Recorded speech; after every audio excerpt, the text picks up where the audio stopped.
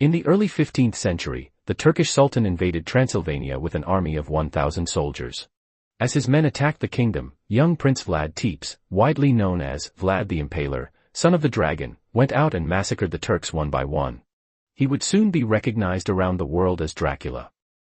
Vlad and his companions discover a Turkish scout's helmet along a river. He is concerned that the Turks are making another advance against Transylvania. Captain Petru discovers claw scratches on the helmet.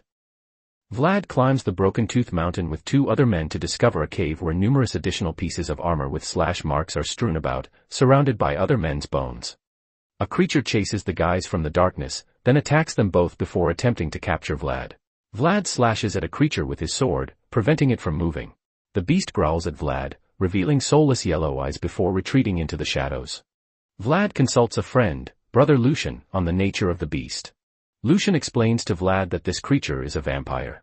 It was believed that a man struck a pact with a creature similar to itself, transforming it into a monster that lures and feeds on men, waiting for the one who will set him free. Vlad returns home to Castle Dracula with his wife Myrina and son Indras. They are both delighted to see him and relieved that he is still protecting their family and the kingdom. During a feast, Hamza Bey, a Turkish messenger, arrives carrying a letter from Sultan Mehmed II. Vlad gives Hamza and his soldiers a large number of silver coins and sends them away. Before leaving, Hamza informs Vlad and others that Mehmed has wanted 1,000 youths for his own army. Everyone is upset, and Myrina is afraid her own son may be among those chosen. The other Turks mock the Transylvanians with this. Vlad travels to the Turkish camp to negotiate with Mehmed. Vlad offers to hand himself over, believing he is worth more than 1,000 boys, but Mehmed refuses and orders the boys, along with Vlad's own son. Vlad and his family are brought to meet Hamza and other Turks to hand over Indras.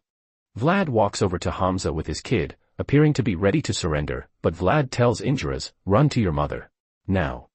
Indras flees, and Vlad grabs his sword, chopping off Hamza's arms before slashing his face. Vlad kills the remaining Turks with quickly and easily. Fearing Mehmed's harsh reprisal, Vlad returns to Broken Tooth to find the beast. This master vampire introduces himself to Vlad, as if he has come with hope, and queries why he would do so. Vlad claims he is desperate and wants to transform into a monster to attack his enemies. The master vampire suggests Vlad that he can grant him this power, but he must fight the urge to feed on blood for 3 days or he will return to his mortal state. He sinks his teeth into his wrist and pours his blood into a shell for Vlad to consume. Vlad swallows it and then says, "What now?" The master vampire says, "Now you die." Vlad collapses and subsequently wakes up on the river's rocks. He notices his flesh burning off. Then he pushes down on a rock, crushing it. He now has heightened senses and can detect the movements of all the animals in the woods. Vlad also discovers that he can fly away in the form of a flock of bats. Sure enough, the Turks began their attack on Transylvania. Vlad returns to the castle, donning a black cloak. The soldiers begin pushing forward, and Vlad takes them on one by one. He can now lay waste to the entire army, leaving them all dead in the mud, thanks to his increased speed and strength. Vlad instructs his people to flee the kingdom and seek refuge in a monastery. He eventually develops a strong desire for blood. To prevent turning against his men, he leaves them alone.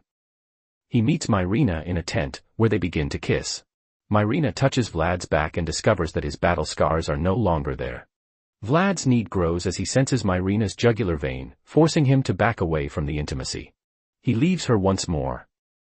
Later late at night, as Vlad walks through the woods, a stranger approaches him with a knife. The man realizes what Vlad has become and slices his hand, spilling his blood in a cup for Vlad to drink. Vlad throws the cup out of his hand. The man retreats and refers to Vlad as his master. Vlad notices the blood on the ground and kneels, as if he will drink it, but he holds back once more. Mehmed and his forces get closer to the Transylvanians. They arrive on the battlefield to discover Mehmed's captain lying among the dead of Turkish troops riding on spears. Myrina begins to wonder what Vlad has become.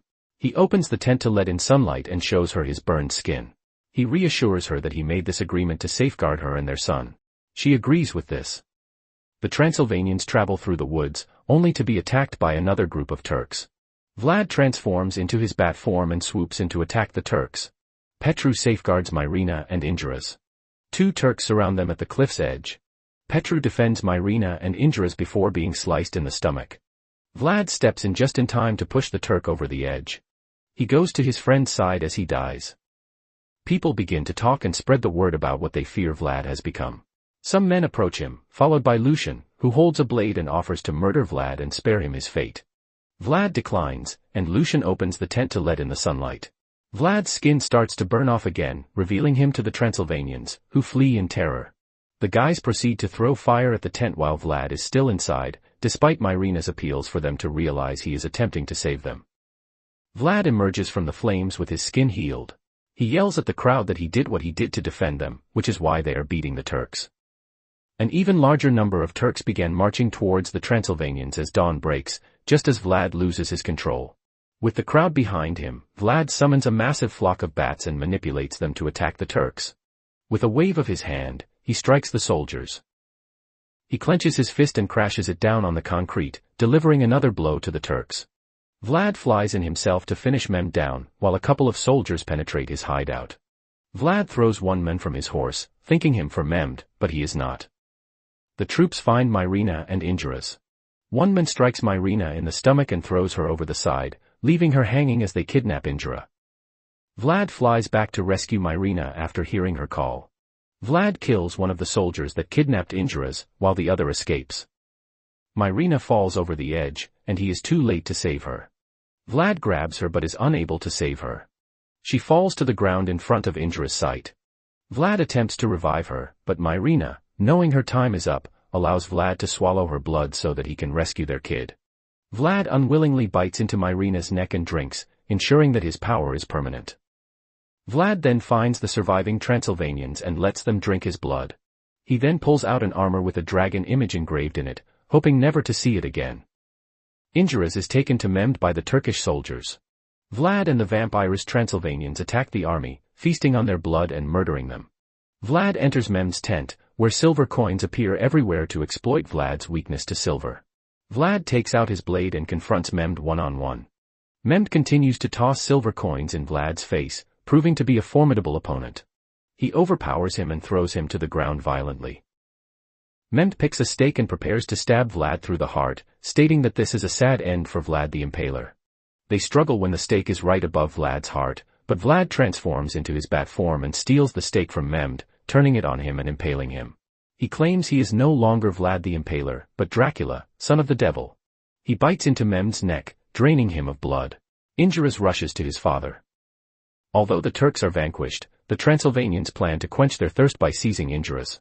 One man, Kazan, attempts to make the first move against the boy. Dracula takes a wooden stake and impales Kazan, causing him to rot and worsen into nothing but a skeleton. The other Transylvanians approach Dracula and Indras, but Lucian intervenes and holds a cross against them. Dracula allows Lucian to take Indras to safety while telling his son he loves him. Indras hugs his father one last time as Dracula split the clouds and allows the sun to hit him and the Transylvanians, burning them all to death, including himself. Indras is crowned as Transylvania's new prince. Meanwhile, the man from the woods brings back Dracula by giving him his own blood.